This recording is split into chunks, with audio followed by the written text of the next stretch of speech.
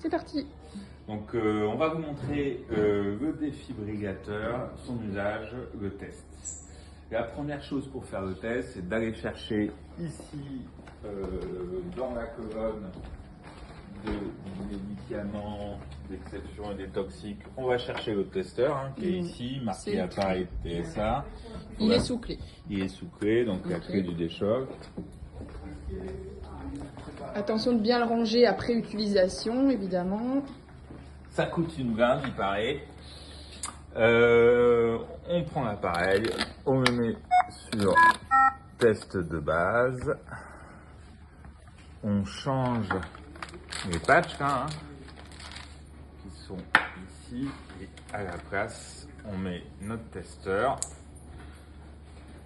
Et ensuite, c'est très intuitif.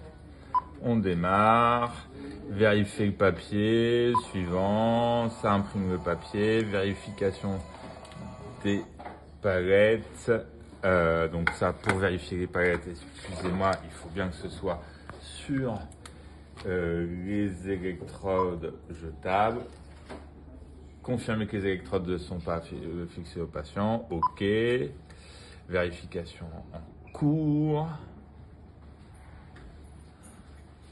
Ça peut durer 1 minute. On va passer pour que ce soit plus rapide.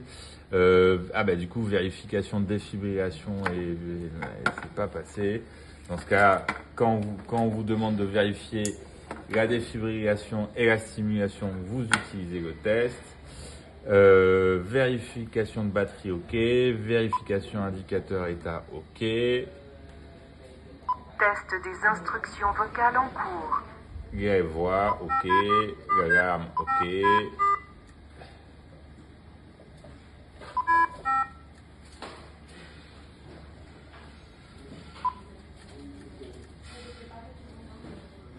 Vérification en cours.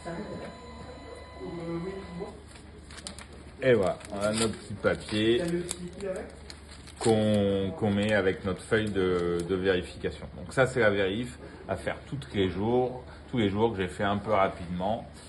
Sinon, pour l'utilisation du défibrillateur, alors je rebranche mes électrodes, bien entendu.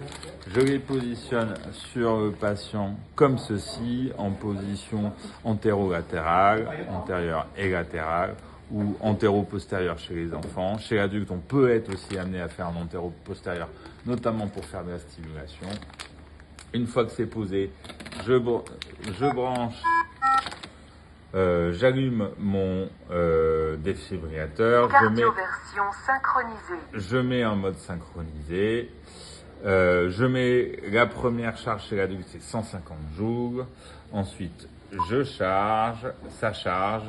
Et ensuite, je choque. J'appuie sur ce bouton-là pour choquer. Là, il n'a pas chargé, il n'a pas choqué parce que les électrodes sont pas branchées à un patient, bien entendu. Mais c'est facile. 1, 2, 3. Voilà. Okay. Et une fois que c'est fait, on analyse le rythme. On peut faire ça en même temps que notre patient est branché au scope ou sur un autre moniteur, il n'y a pas de souci. Ok. Et il faut bien vérifier que personne ne soit autour du patient, bien éloigné, et bien dire qu'on va choquer, prévenir tout le monde avant de faire le choc. Bien entendu. Voilà. Ok, parfait.